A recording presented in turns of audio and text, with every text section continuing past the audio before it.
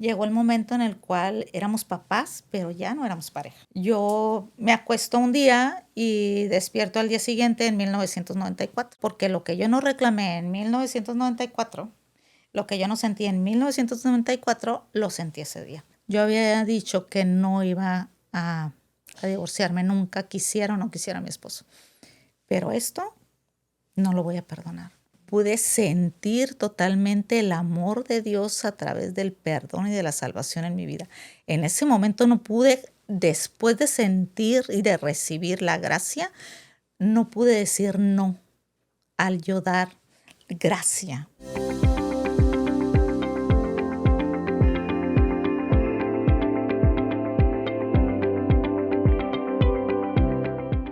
Hola amigas, amigos, bienvenidos a un episodio más del Arte de la Restauración. El día de hoy tenemos un súper tema con el nombre El adulterio, la negación y la gracia, con una súper invitada, además de ser psicóloga, tanatóloga con especialidad en psicoterapia familiar.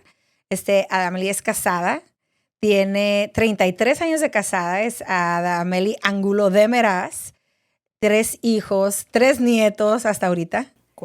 4 nietos, ay, sí es cierto, 4 nietos, porque además es mi consuegra, entonces estamos aquí en súper familia y vamos a hablar pues de lo que es el proceso del adulterio, la negación y la gracia. Muchas gracias, Emily, por acompañarnos el día de hoy. Además de tu experiencia en lo personal que lo viviste, pues vamos a tener toda tu perspectiva como psicóloga, tanatóloga y terapeuta familiar.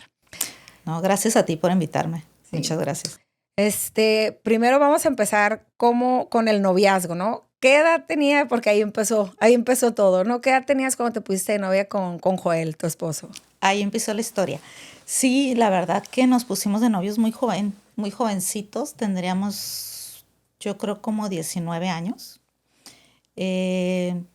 Duramos 2 años de novios y nos casamos a los 22 años. Chiquitos, bien chiquitos. Nos casamos a los 22 y... ¿Eran cristianos cuando se casaron? No, hombre, qué cristianos. Los conocimos en un lugar aquí en Tijuana que se llamaba el Frogs. Entonces, no era muy cristiano. Duramos pues 2 años de novios, muy divertidos. En el 92 yo conocí el Evangelio. A través de mi mamá, ella empezó a ir a una iglesia evangélica. Y mis hermanas, las más grandes, yo tengo 4 hermanas más grandes que yo, y ellas empezaron a ir a la iglesia cristiana. Entonces, yo empecé a ver cambios en mi mamá y mis hermanas, para mí muy curiosos, porque yo nunca en mi vida había escuchado del Evangelio. Y se me hizo como, ¿qué está pasando con mi familia? Y empecé a asistir por situaciones que me tocó estar. Mi mamá se había ido a vivir a Estados Unidos con mis hermanas, entonces... Yo me había quedado, mi papá había muerto cuando yo tenía 13 años, entonces hubo ahí una serie de situaciones. A mi hermana, la más grande, le da cáncer de seno y se van a vivir a Estados Unidos a que ella se trate, y entonces mi mamá y mis hermanas conocen del Evangelio.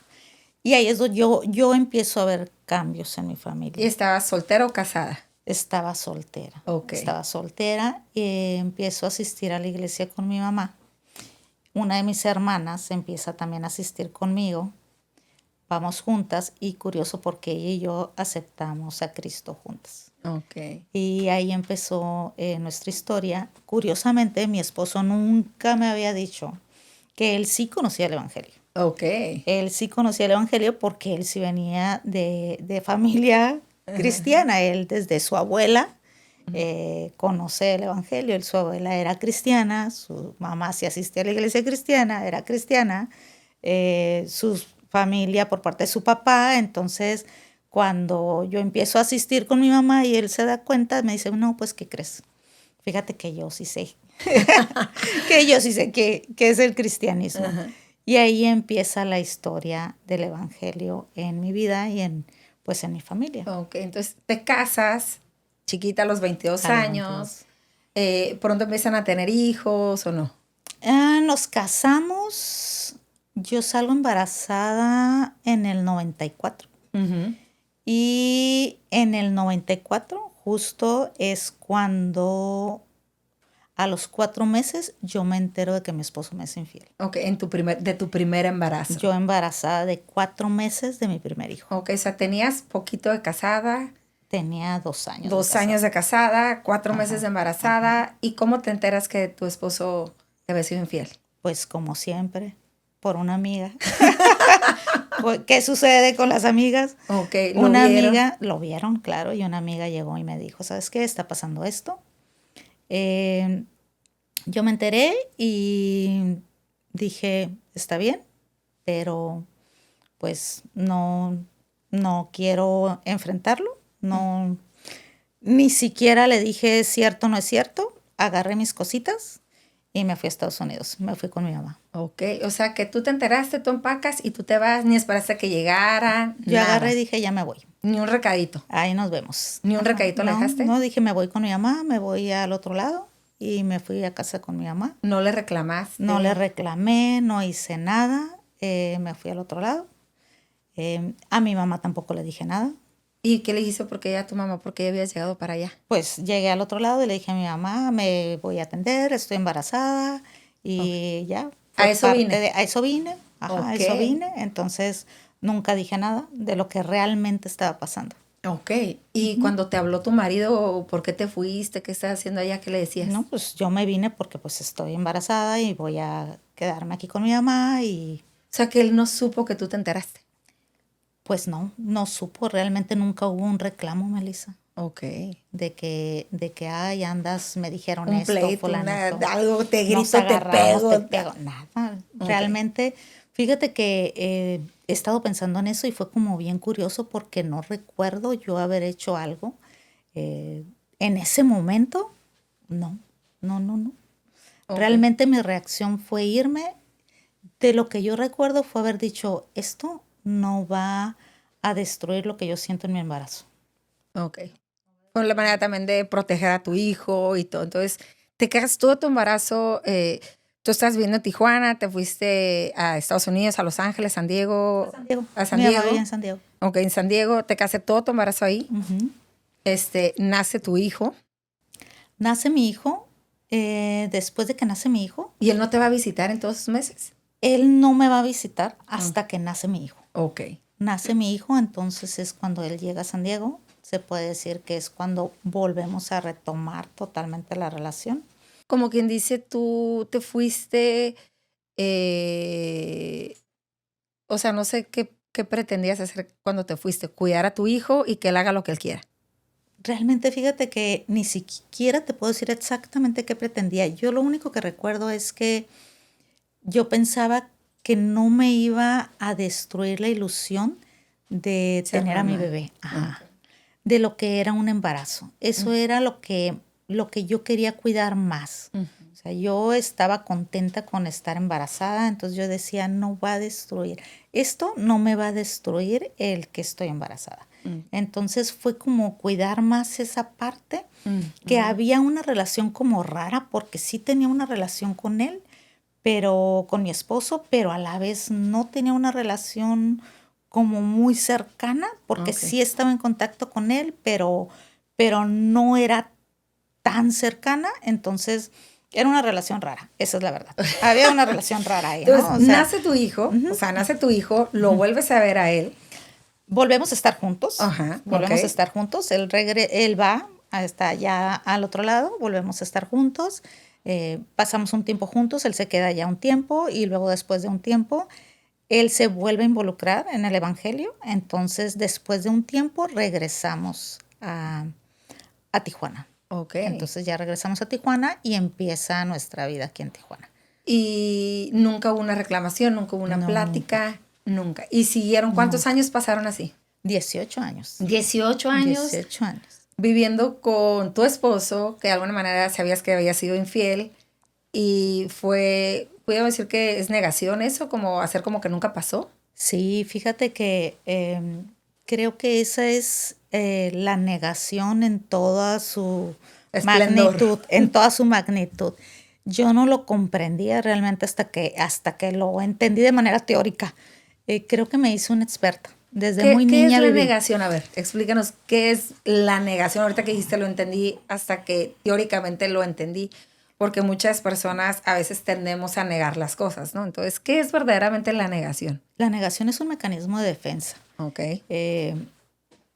Es la psique, el yo interno se protege a tal manera cuando hay un dolor tan grande, un impacto tan fuerte, para no desorganizarse, para no destruirse. Volverte loco. Moverte, ajá.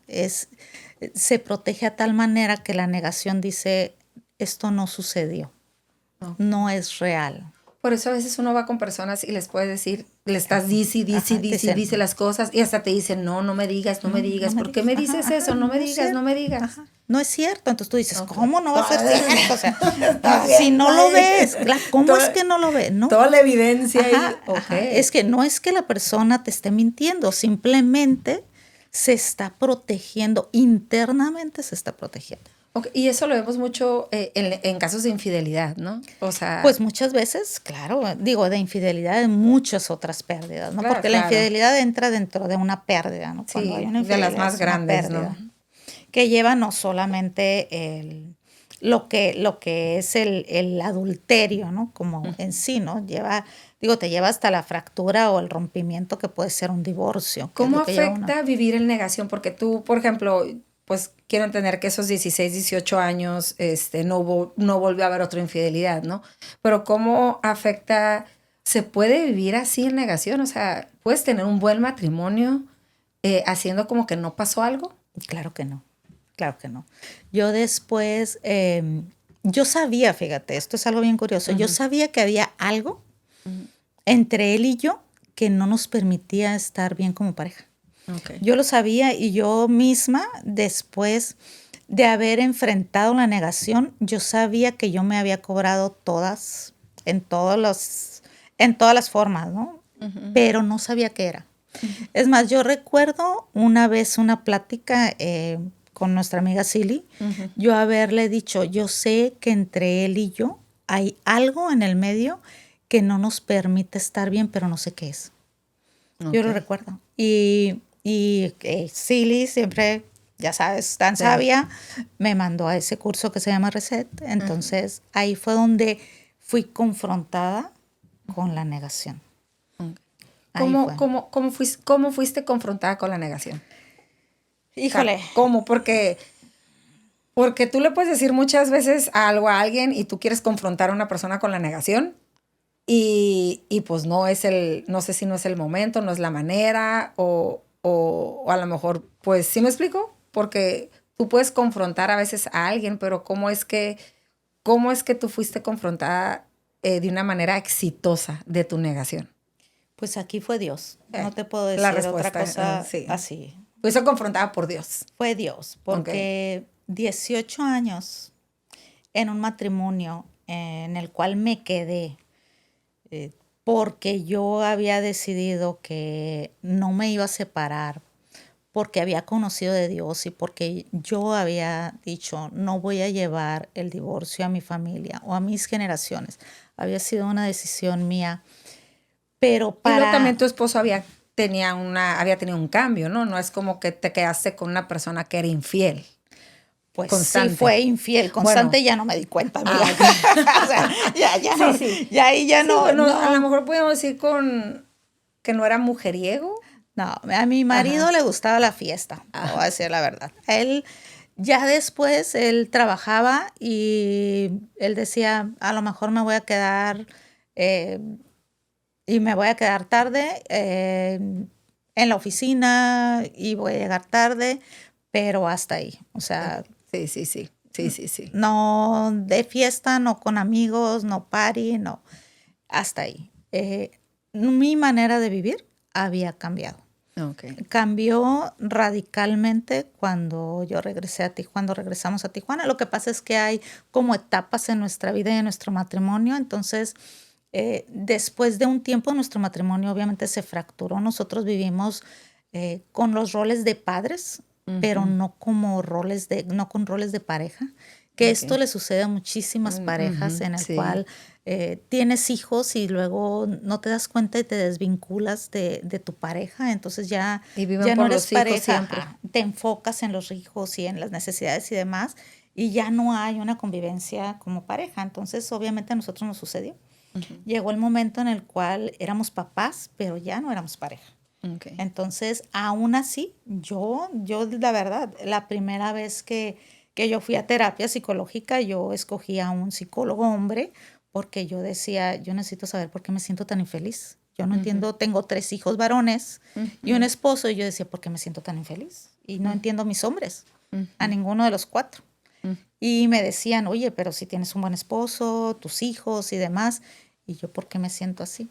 Es la primera vez que voy con un psicólogo y empiezo ahí con terapia, y entonces empiezo a ver que no se trataba nada más de lo que estaba viviendo, sino de todo lo que traía de tiempo atrás, de esa desvinculación con mi esposo, de ese no ser pareja, de que realmente Dios no estaba en la ecuación de mi matrimonio realmente como fundamento de nuestras vidas. Entonces, ahí en ese momento es cuando yo le pido a Dios, ¿sabes qué? Aunque yo ya no siento un amor por mi esposo como mi pareja, me voy a quedar en este matrimonio, pero entra la ecuación de mi matrimonio, entra mi vida, entra mi familia, y se hizo como una revolución. En ese tiempo estábamos viendo de nuevo en Estados Unidos, regresamos a Tijuana, y es cuando empieza como si hubiese sido un torbellino en mi familia, en mi matrimonio, que fue cuando en el 2011, aquí en ¿Cuántos Tijuana. años tenías de casada ya? Fue en el 2011, entonces que tendríamos como... Te casaste en el 92, 2002, 20 años. Ajá. Wow. 20 años. Porque ahorita tienes 33 años. 33 años de casada. Llegamos aquí, fue cuando entramos realmente, te puedo decir, a un proceso de sanidad. Ok. Y ahí fue cuando fuiste confrontada. Ajá. Ahí fue justo cuando fui confrontada. Sí, en ese tiempo. Ok, podemos, por ejemplo, a mí pues me ha tocado y muchas veces doy consejería, ¿no? Y a veces veo a personas que a lo mejor no pasan un caso de infidelidad así con otra mujer, pero sí de infidelidad, que sienten la infidelidad porque los hombres han visto pornografía y se sienten como la traición, como si que fueron engañadas con otra mujer, aunque haya sido de esa manera, ¿no? Pero como y siguen adelante, pero ahorita que estás diciendo eso, que puedes tener, puedes decidir seguir, pero si no verdaderamente no tratas y eres confrontado con lo que hay, pues no vas a tener un matrimonio completo y pleno. Bueno, es que si no puedes ver la realidad, no hay nada que tratar. Okay. Aquí en mi caso muy específico, yo viví 18 años negando una realidad. Okay. Cuando yo te digo que entramos en un proceso de sanidad, es que si no hay una realidad que tratar, ¿qué puede Dios sanar? No hay nada que sanar. Cuando entramos nosotros en este proceso de sanidad, es que toda mi familia, no nada más entré yo en un proceso de sanidad, sino que entra mi esposo en un proceso de sanidad y entran mis hijos en un proceso de sanidad. En ese tiempo fue algo muy curioso. Entramos nosotros en este curso de que tiene la comunidad a la cual vamos nosotros, y fue algo impresionante, Melissa, porque yo me acuesto un día y despierto al día siguiente en 1994. Okay. Y digo en 1994 porque lo que yo no reclamé en 1994, lo que yo no sentí en 1994, lo sentí ese día. En el 2012. Wow. En el 2012. O sea, que te levantaste como leona. No, literal. O sea, a mi marido se le apareció el diablo. En el 2012. Okay. Todo, así. Yo, haz de cuenta, abrí el ojo, me senté y dije, ¿qué pasó? ¿Pasó esto? O sea, literal lo viví como si hubiese sido ese día, y dije todo lo que no dije en el 94. Entonces, sí fue ¿Y tu marido qué? Imagínate si en el 94 nadie de repente dijo, ¿qué pasó? Pero Dios es tan maravilloso que él no entendía por qué él ya había tomado ese curso. Él ya sabía lo que yo estaba viviendo. Ok. O sea, él lo tomó primero que yo, él había pasado todo el proceso de sanidad primero que yo. Ok. Entonces él sabía que yo estaba en un proceso de sanidad profundo. Entonces no le quedó otra más que aguantar, sentarse y aguantar. Entonces cuando pasa todo eso y que hay el reclamo y que hay todo, ¿Y qué pasó? ¿Quién era? Que que todo, ¿eh? todo, Claro. todo. Yo recuerdo que después del reclamo de aventar y de decir y de todo, yo pasé como, no sé, 5 días, una semana, en que se iban mis hijos a la escuela y yo me iba a la cama, yo no me levantaba, yo estaba duelo totalmente. Y recuerdo que un día, después de patalear, llorar y demás, me senté en mi cama muy Ujú. chicha, me senté en mi cama, recuerdo tanto en la orilla de la cama y le dije a Dios, yo había dicho que no iba a divorciarme, nunca quisiera o no quisiera a mi esposo, pero esto no lo voy a perdonar, no lo voy a perdonar. O sea, 18 años después. 18 años después. Yo le dije a Dios así bien claro que no lo voy a perdonar porque no puedo O perdonarlo. sea, que cuando los maridos o las personas dicen que uno está loco y cuando trae cosas que están muy en el pasado y que estás lo que le está recordando verdaderamente lo que está pasando es que es el tiempo que la persona de sanar. Pues para mí fue el tiempo de sanar. Yo no digo, ahorita te puedo decir es de que esto no es algo que yo hablo continuamente, Sí. no, ni tampoco me acuerdo de hace, no sé, de lo que pasó hace 3, 4 años y lo reclamo. Claro. Lo que se sanó y Ya. ya no se toca el tema. Exacto. Esto específicamente fue porque era un proceso de sanidad. Y para Que no se mí, sanó en su que momento. no se sanó en su momento y era necesario para mí porque yo había negado mi realidad. Para las personas que nos están escuchando, o sea, hablando, entraste al proceso de sanidad, ¿cómo pueden saber ellas si entraron o no entraron al proceso de sanidad? Porque me imagino que debe haber ciertas características o cosas que tienen que suceder en un proceso de sanidad. Porque hay muchas personas que a lo mejor siguieron, que se quedaron en el matrimonio porque decidieron primero por la familia, porque nos vamos a divorciar, a lo mejor decido perdonarte y vamos para adelante, ¿no? Pero no entraron en un proceso de sanidad. Entonces, ¿qué cosas, cuando entraste a tu proceso de sanidad, qué cosas suceden en el proceso de sanidad? En el proceso de sanidad hay dolor, primero que nada. Cuando yo te digo que yo ese día desperté en 1994 y que le dije a Dios, no lo voy a perdonar, a mí Dios me confrontó. Días antes yo había leído un libro, nunca lo voy a olvidar, de Joyce Meyer, que habla sobre la gracia. Y en ese momento que yo dije, yo no lo voy a perdonar, solo vino una pregunta a mi mente, Melissa, y esa pregunta fue como pregunta de examen. Y la pregunta fue, ¿qué es la gracia? Y justo en ese momento yo recibí la gracia, pero la gracia de Dios hacia mi vida. Yo pude recibir en mi espíritu, en mi ser completo, lo que Jesús hizo por mí. Pude sentir totalmente el amor de Dios a través del perdón y de la salvación en mi vida. En ese momento no pude, después de sentir y de recibir la gracia, no pude decir no al yo dar gracia. Y comprendí que uno no puede dar lo que no tiene. Dios me hizo entender, a lo mejor porque soy muy literal, y antes tuve que entender qué era la gracia para recibir la gracia, para poder dar gracia. Para las personas que nos están escuchando y que no saben qué es la gracia, ¿cómo se las pudieras explicar cómo Dios te la reveló a ti?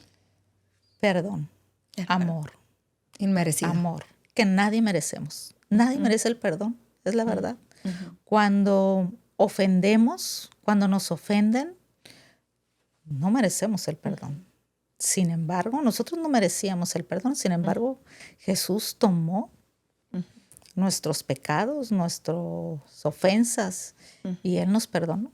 Y Él es el puente para llegar al Padre. Y gracias a Él, a su perdón, a lo que Él hizo por nosotros sin merecerlo, nosotros tenemos acceso. Y eso es porque Él lo quiso hacer, es gracia, es amor, esa es la gracia. Eso es dar algo que nadie merece. Y ese es el inicio de la sanidad. Por eso digo, es doloroso. Pero es el inicio porque cuando tú recibes la gracia, tú puedes dar perdón, tú puedes extender, pero es solo el inicio. Porque de ahí entra un proceso. El perdón es el inicio. Yo decido perdonar. Decido no pero matarte. No, decido hacer la paz. Decido no matarte. Ya decidí. Pero de ahí entra un proceso de sanidad. De ahí, después de decidir dar gracia, entra un proceso de sanidad. Y ese proceso sí se puede tornar doloroso. Es como una enfermedad. Cuando te diagnostican una enfermedad, cáncer, por ejemplo, aunque se venza el cáncer, hay un proceso. Y ese proceso de enfermedad es dolorosa. Sí, las radiofrecuencias, las todo lo que quimioterapias, se haga, todo eso, sí. Es doloroso, pero al final se viene la sanidad. Entonces el proceso primero es el perdón, que es la salvación, en mi caso y en caso de cualquier persona, cuando es la gracia, es la salvación. Luego viene el proceso de sanidad, que entras en ese proceso. Te puedo decir que fue intencional mi esposo conmigo, y yo también puedo decir que fue intencional porque lo permití. ¿Qué pasó? Él trabajó en ganar confianza, en tratarme, ya como decía la palabra. En asumir su responsabilidad, ¿no? En asumir responsabilidad, en pedir perdón, en tratar de ser confiable, en tratar realmente, más que nada de tratarme como dice la palabra, porque digo, su trato cambió totalmente hacia mí, y empezamos a ver a tener otra forma de vivir. Entonces viene ese proceso en el cual él hizo su parte y yo también hice la mía porque se lo permití. En ese momento se acabaron, después de ese día que te digo fue 1994, donde se le apareció el diablo, pues ahí terminó y empezó. Vino el perdón, vino lo que es la salvación, vino el proceso de sanidad. Sí, el decidir perdonar, ¿no? Que no te voy a cuchillar, no te voy a castigar por esto, ¿no? Sí, y en el proceso de sanidad voy a dejar de lado el por qué, quién, cómo, cuándo yo hice. Oye, y empiezas a perdonar 70 veces 7 todos los días, lo mismo. No, es agarrar y decir, ya pasó. Realmente empezamos de nuevo a trabajar el aquí y el ahora. O sea, me imagino que muchas veces, porque a veces uno lucha, viene otra vez la ofensa a la mente, ¿no? Entonces, muchas veces decidir ese día volver a perdonar, ¿no? O sea, ¿vuelves a decidir a veces ese mismo día? Me imagino que sí. O fue, bueno, en tu caso fue algo que lo decidiste una vez. En mi caso fue algo que yo decidí una vez. Okay. Te puedo decir que fue Dios, definitivamente, porque fuiste confrontada tú. No fue algo con lo cual yo luché, Melissa. Puedo decir que es el Espíritu Santo el que te ayuda realmente. Y cuando viene esa lucha, si viene realmente es perdonar. Es de nuevo volver a decir, decido perdonar. Bien dice el dicho, ¿no? El errar es humano y el perdonar es divino. Viene para perdonar necesitamos a Dios. Sí. Okay, entonces cuando muchas veces, pues sí, es Dios, a lo mejor no estás dependiendo de Dios para el perdón y la mejor manera de perdonar es cuando recibes el perdón de Dios a tu persona. Entonces, en el proceso de sanidad, que él fue intencional y tú también fuiste intencional, imagino ese intencional es ser intencional en ganar confianza. Por ejemplo, a veces... no sé si le revisabas el teléfono o cómo fue tu desconfianza, porque habían pasado 18 años. ¿Cómo se empezó a ganar tu confianza? ¿Qué cosas hacía? Pues fíjate que nunca he sido tanto de revisar teléfono ni nada. De hecho, fue intencional porque usamos hasta la misma clave de teléfono. O sea, en mi casa los teléfonos, él puede entrar a mi teléfono, yo al suyo. No... Transparencia total. No soy mucho de usar yo de entrar a su teléfono. No es algo que yo hacía de todas formas antes de... te empezó a conquistar. Sí, empezamos a ser muy intencionales en eso, en salir juntos, en tomar el tiempo como para platicar algo que yo te digo, ya no hacíamos como pareja. Nosotros estábamos muy enfocados en el rol de papás, pero no de pareja. Entonces fue como el tiempo que empezamos a retomar, a viajar juntos, que ya no hacíamos como que enfócate en los hijos y en una salida o algo, pero no solos. Entonces empezamos a tomar ese tiempo para él y yo reconectar de nuevo y empezamos a trabajar con nosotros como pareja. Y sí lo logramos. Ahora sí que te puedo decir que fue muy intencional. No es algo que sucede de la noche a la mañana, pero sí se puede lograr. No es como que empiezas ahorita y más cuando hay tanto dolor como una infidelidad, pero cuando los dos deciden ser intencionales y entrar en ese proceso de sanidad, sí se puede lograr. Sí. Por ejemplo, tú que viviste las dos, que ahora vives este matrimonio y que 18 años tuviste otro matrimonio, ¿qué diferencias hay? O sea, ¿qué síntomas y qué diferencias tú puedes decir? ¿Sabes qué? Cuando vives estas cosas en tu matrimonio, sientes esto, piensas así, hey, es una señal de que hay que reconectar o a lo mejor hay cosas que sanar, que la gente pudiera más o menos saber, oh, ¿sabes qué? Sí es cierto, a lo mejor tengo algo que sanar ahí. Pues estoy bien porque me imagino que la negación es parte de eso, ¿no? Como que crees, muchas veces puedes creer que tienes un buen matrimonio o muchas veces puedes creer que no pasó nada. Pues es que en todos los matrimonios pasan cosas, todos los matrimonios vivimos situaciones, Así todos es. los matrimonios. Digo, el que dice no me peleé en un matrimonio, nunca tengo una discusión, pues, ¿cómo te explico? ¿Cómo te explico? Sí, negación. Sí, eso sí, los dos están en negación sí. total, no. Yo creo que es lo que estoy precisamente diciendo, ¿no? Es bien importante el rol de padres, pero sí es muy importante enfocarte como pareja. El vivir, el darte el tiempo para cuidar el uno del otro. El pasar tiempo juntos, porque si la pareja está bien, entonces está bien la familia, está bien todo. Si la pareja no pasa el tiempo juntos, si la pareja no toma acuerdos, si la pareja no sabe disfrutar, si la pareja no necesita o no quiere estar el uno con el otro, entonces algo está pasando. Eso es definitivo. Negación o no negación, algo está pasando. Es importante y esa es una alerta, es un foco rojo.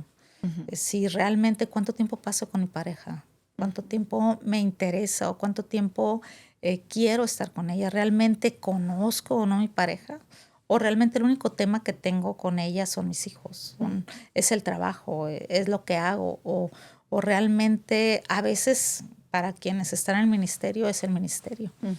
O realmente si nos vamos, nos escapamos y hablamos de nosotros. Tenemos temas sobre nosotros. Sí.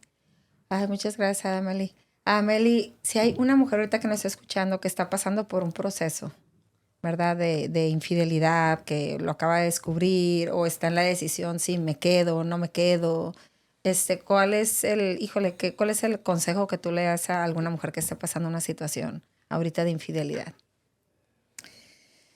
Con un hombre que le dice que sí quiere quedarse, ¿no? Porque también está la infidelidad que te dejan y se van. Pero la infidelidad con un hombre que a lo mejor que quiere quedarse.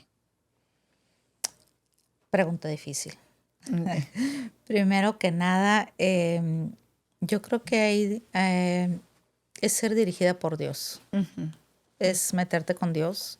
Él es el que nos guía en toda situación, por más difícil que sea. A veces nosotros creemos que lo que pensamos o lo que tenemos enfrente es cortar y Dios tiene otro plan para nosotros. Y a veces el Espíritu Santo nos está llevando por otro camino. Entonces, creo realmente que lo mejor es orar y pedirle a Dios una dirección para saber qué decisión tomar. Cada caso, Melissa, es diferente. Sí. Cada matrimonio es diferente. Cada persona es diferente. Entonces, aquí no hay una generalidad, ¿no? Decir, sí, te va a funcionar. Yo te puedo hablar de mi caso. Claro. Y te puedo decir específicamente, fue Dios el que Dios transformó mi vida y mi familia. Pero definitivamente depende de cada persona y de que cada mujer realmente busque la dirección de Dios y que sea realmente Dios quien dirija la vida de cada uno. Pues no hay mejor consejo que ese, ¿verdad? Muchas gracias a Adameli. Con eso nos quedamos, Recuerden, amigos, que todos hemos sido quebrados y las piezas quebradas en nuestras manos son solamente eso. Pero las piezas quebradas en las manos de Dios, Él tiene el poder para convertirlas en obras maestras y ser usadas, ¿para qué? Pues para llevar esperanza a otros, para ayudar a otros, para que otros vean que sí se puede. Muchas gracias, Emily. Muchas gracias por acompañarnos y nos vemos a la próxima. Bye.